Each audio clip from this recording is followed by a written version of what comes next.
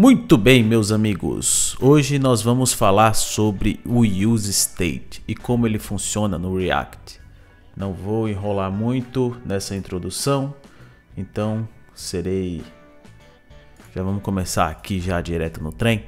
Vou separar logo de cara aqui esses dois camaradas aqui. O que nós temos aqui? Nós temos um componente básico aqui, né? Basicamente uma função que retorna um HTML, beleza? O que a gente tem aqui nessa tela é basicamente CSS, né? Para deixar ele com essa cara. Mas no final das contas, o nosso mesmo input está aqui. E temos um H1 aqui que não está visível porque ele não tem nada dentro, né? Só tem uma string vazia. E a ideia é mostrar como funciona o useState. Então, para que serve o useState? Basicamente para definir umas variáveis de estado do nosso componente, beleza? Então, já de cara, já vamos começar a... Não, seguinte, vou inspecionar o elemento aqui, vou deixar aqui de baixo, beleza? Colocar aqui nosso console, tem um errinho aqui dizendo que o nosso input não tem um onChange, beleza? Vou ignorá-lo por enquanto. E o que acontece? Por que usar o useState? Nós poderíamos, sei lá, usar um let aqui e colocar text e simplesmente, sei lá, valor do input, ok? E usar esse carinha aqui. Poderia fazer isso? Uai, se a ideia for só mostrar o input, até pode. Na verdade, poderia até usar um const aqui ao invés de um let. Mas vamos tentar fazer isso com onChange. Vamos tentar alterar essa variável no próprio componente. Se eu salvar aqui, automaticamente ele já vai ter aqui nosso valor. Vou diminuir um pouquinho aqui do nosso console e vou usar o nosso onChange aqui. Primeiro eu vou quebrar esse componente aqui. Esse componente não, opa. Vou quebrar o input, tá? Só para, como a gente está dividindo a tela, não ficar tão estranho aqui. Beleza. Vou aqui criar o meu onChange, tá? onChange. Ele é uma função, até aí tudo ok. E essa função ela recebe um evento. Eu vou colocar só um EVT aqui, beleza? Tá. O nosso evento ele tem o seguinte, ele tem algumas propriedades dentro dele. Uma delas é o nosso current target. Eu vou pegar ela, que aí eu já pego o elemento em si, e aí eu posso pegar o valor do meu elemento input, velho. Ok, temos aqui o nosso velho. Vou dar uma consolada aqui nesse camarada.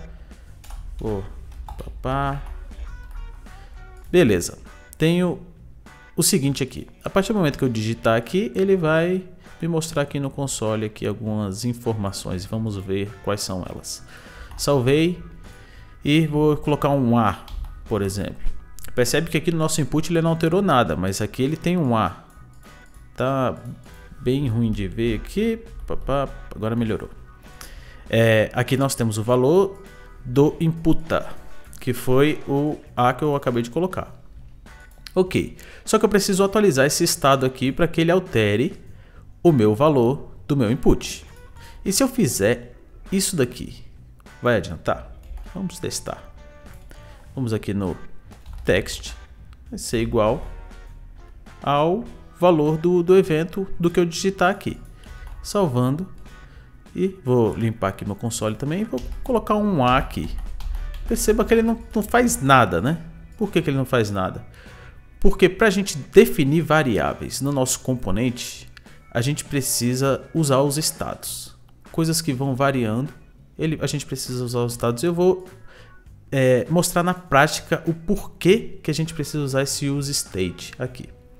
Então, primeiramente, o que eu vou fazer aqui? Vou colocar um const, abrir um array igual useState. Ele já vai me sugerir aqui o useState do React, é o que eu quero, beleza, automaticamente ele já adicionou esse import aqui para mim. Nós temos o text, tá? E temos o set text. E aqui no final eu preciso falar que o valor inicial dele é um texto qualquer, um texto vazio.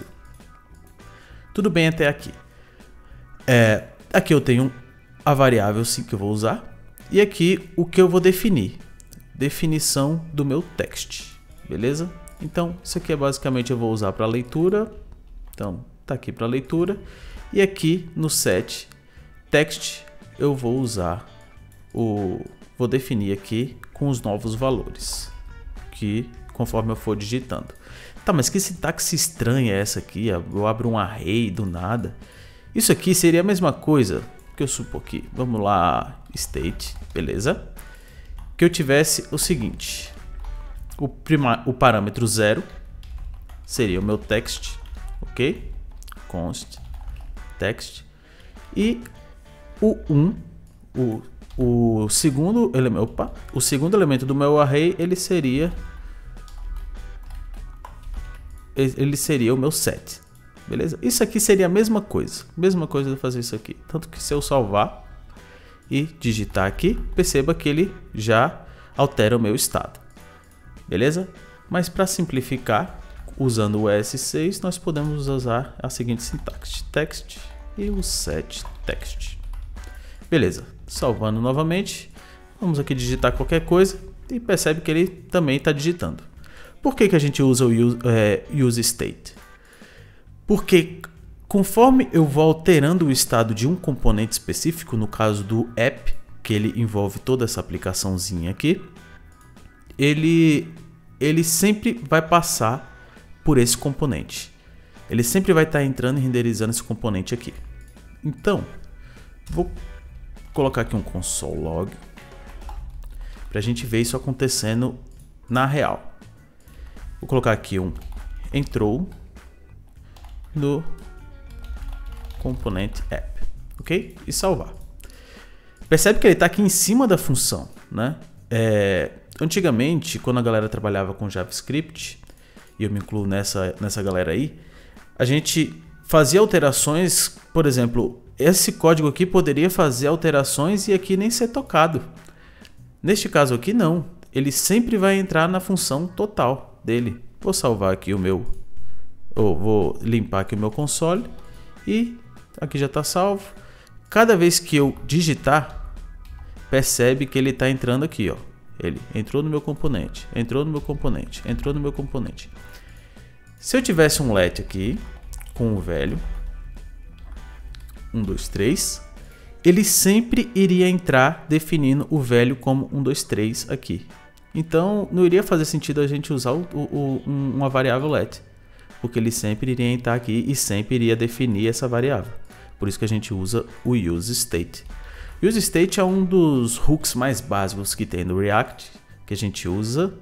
E além de ele é básico, porém é necessário saber trabalhar com ele, né? Dependendo de como se trabalhar, às vezes a gente usa outros hooks para suprir algumas necessidades que não necessitam. Por exemplo, aqui no nosso set text, nós temos a gente pode enviar um valor de texto para ele, qualquer, beleza? Da mesma forma que eu estou fazendo aqui, eu estou enviando um valor de texto, só que conforme eu digito, ele vai aparecendo aqui. Só que temos outra forma de acessar, de definir esse texto. A gente pode pegar o texto atual, vamos dizer, velho, e definir o texto novo do retorno. 1, 2, 3, que seja. O que acontece aqui? Eu posso enviar uma função por parâmetro, né? Porque isso aqui é uma arrow function, é uma função, vai. E o primeiro parâmetro dessa função é o meu velho, que é o estado atual. E o retorno dessa função eu posso passar qualquer valor. Isso aqui a gente pode entender um pouco melhor quando a gente estiver trabalhando com o use effect. Eu vou falar um pouquinho sobre o use effect nessa sequência aí de vídeos. Esse aqui a gente está falando sobre o use state e o próximo vídeo a gente vai falar sobre o use effect. E aí a gente consegue entender um pouco mais de quando usar dessa forma aqui e quando definir ele simplesmente como um texto. Beleza? Então, isso aqui foi a introdução básica de como funciona o use state. Se tiver alguma dúvida, pode jogar no comentário aí que a gente vai responder, beleza? E muito obrigado por assistir e até a próxima. Valeu!